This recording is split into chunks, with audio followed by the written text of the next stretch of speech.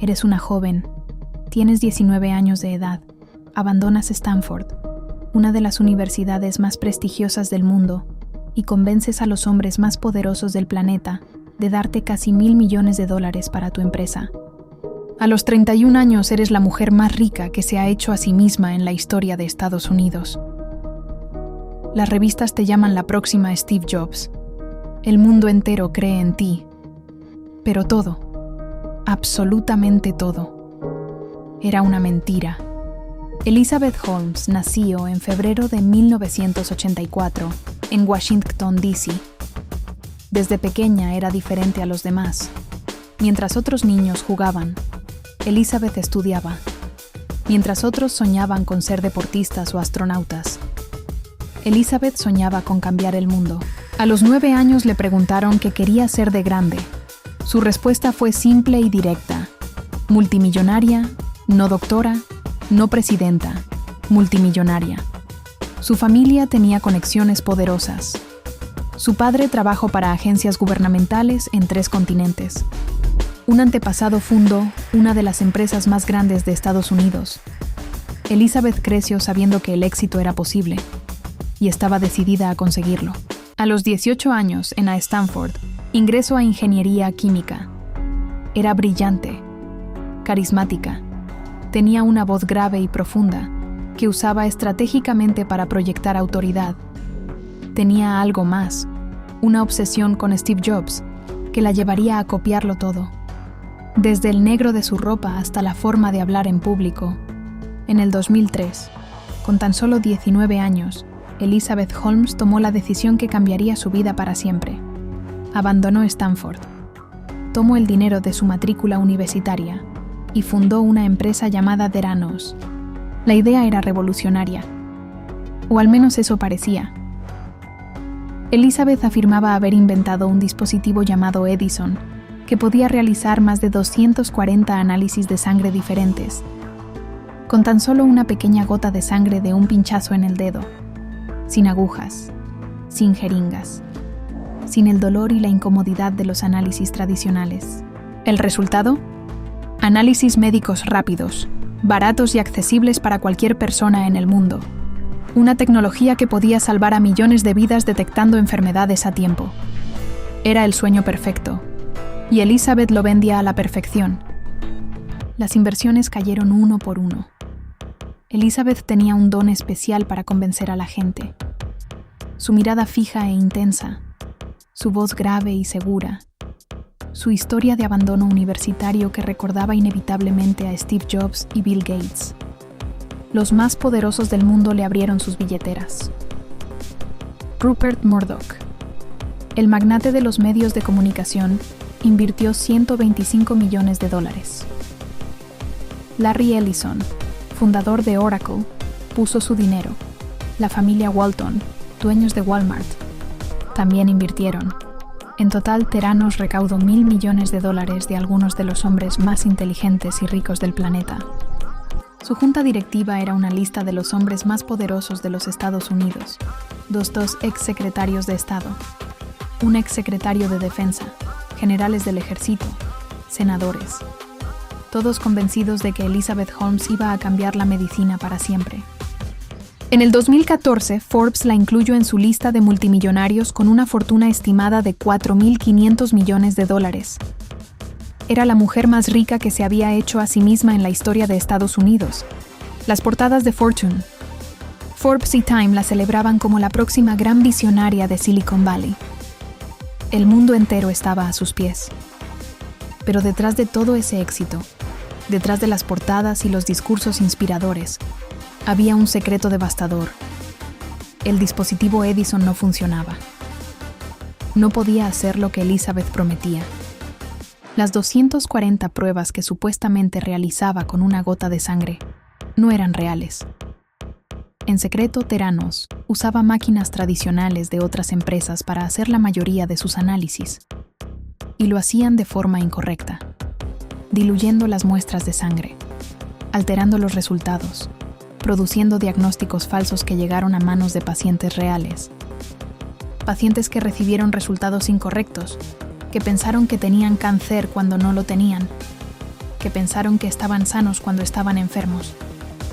Personas reales cuyas vidas fueron afectadas por los resultados falsos de una empresa construida sobre mentiras. Y Elizabeth Holmes lo sabía todo. Y siguió mintiendo. Elizabeth no estaba sola en este fraude. A su lado estaba Ramesh Balwani, conocido como Sunny, su socio de negocios. Y también su amante secreto durante años. Balwani era 19 años mayor que Elizabeth. La conoció cuando ella tenía apenas 18 años. Se convirtió en su mentor, su novio. Y eventualmente en el presidente de Theranos. Juntos construyeron el fraude. Juntos mintieron a inversores y pacientes y juntos se enfrentarían a la justicia. Su relación era un secreto dentro de la empresa.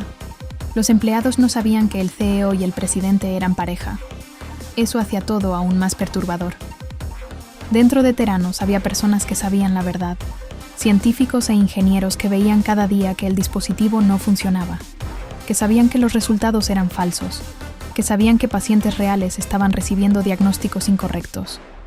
Pero hablar era casi imposible. Elizabeth creó una cultura de miedo dentro de la empresa. Los empleados firmaban los acuerdos de confidencialidad brutales. Eran vigilados constantemente. Quienes cuestionaban la tecnología eran despedidos o amenazados con demandas legales. Tyler Shultz, nieto del exsecretario de Estado George Shultz, que era miembro de la junta directiva, trabajó en Theranos y comenzó a sospechar cuando intentó reportar los problemas. Elizabeth y sus abogados lo amenazaron. Su propio abuelo le dijo que se callara para no avergonzar a la familia. Tyler eventualmente habló y su testimonio fue crucial para destapar el fraude. Todo se derrumbó en el 2015. El periodista John Carreyrou, del Wall Street Journal, comenzó a investigar a Theranos después de recibir información de ex empleados. Publicó una serie de artículos explosivos que cuestionaban seriamente la tecnología de la empresa. Elizabeth respondió como siempre, con confianza y negación. Fue a todos los medios, defendió su empresa, atacó al periodista, dijo que todo era mentira. Las autoridades ya estaban investigando. La FDA, la CMS, la SES. Todos entraron a Theranos. Lo que encontraron fue devastador. El laboratorio fue clausurado. Theranos perdió sus licencias. Sus socios comerciales los abandonaron. La empresa, que valía $9.000 millones, se derrumbó en meses. En 2016, Forbes revisó la fortuna de Elizabeth Holmes de $4.500 millones a cero. En el 2018, la SEC dictaminó que había cometido un fraude masivo de más de $700 millones. En el 2018, Elizabeth Holmes y Sunny Balwani fueron acusados formalmente de fraude y conspiración. El juicio de Elizabeth comenzó en agosto del 2021. Después de varios retrasos, incluyendo uno porque estaba embarazada. El juicio fue uno de los más mediáticos de la historia de Estados Unidos. Elizabeth llegaba al tribunal todos los días con su pareja William Evans, un heredero millonario con quien tuvo 2 hijos durante su proceso legal. Su estrategia de defensa fue inesperada y perturbadora. Sus abogados argumentaron que Elizabeth había sido víctima de abuso psicológico y sexual por parte de Sunny Balwani durante su relación, que él la controlaba, la manipulaba, y que por eso ella no era completamente responsable de sus acciones. Balwani lo negó completamente. En enero del 2022, el jurado emitió un veredicto. Elizabeth Holmes, culpable de 4 cargos de fraude y conspiración. En noviembre del 2022, fue sentenciada a 11 años y 3 meses de prisión.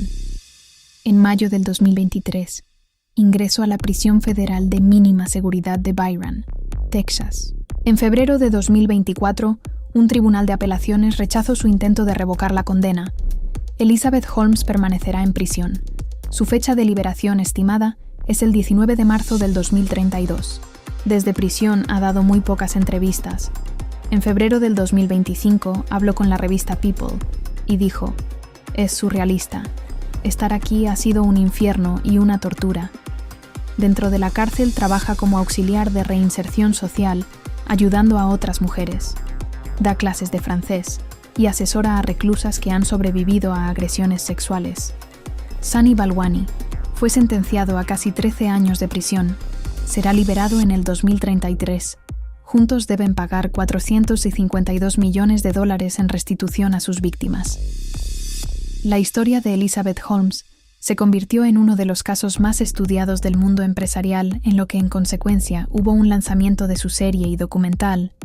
La historia de Elizabeth Holmes genera preguntas más allá del fraude.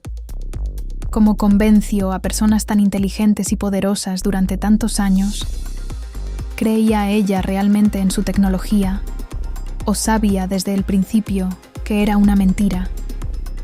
¿Fue víctima de Sunny Balwani como alegó? ¿O fue la arquitecta de todo el fraude?